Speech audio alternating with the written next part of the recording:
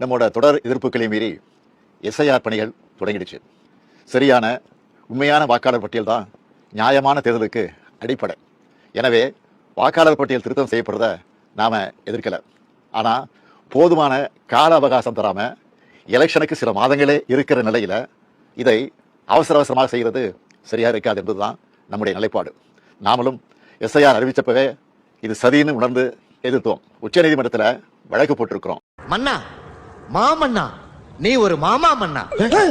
RK நகர் தொகுதியை பொறுத்தவரை 45,000 வாக்குகள் போலியாக சேர்க்கப்பட்டிருக்கக்கூடிய அந்த சூழ்நிலையை கடந்த தேர்தல் நேரத்திலேயே நாங்கள் புகார் தந்து எந்த நடவடிக்கையும் தமிழக தேர்தல் ஆணையம் நடவடிக்கை எடுக்கவில்லை. நிச்சயமாக இந்த முறை அந்த டபுள் என்ட்ரி ஆகியிருக்கக்கூடிய 45,000 வாக்குகள் நீக்கப்படும் என்ற உறுதியை தேர்தல் ஆணையர் ராஜேஷ் லக்கானி அவர்கள் உறுதி தந்திருக்கிறார்கள். விரைவில் அது எடுக்கப்படவில்லை என்று சொன்னால் அதற்கும் நாங்கள் நீதிமன்றம் செல்வதற்கு தயாராக இருக்கிறோம்.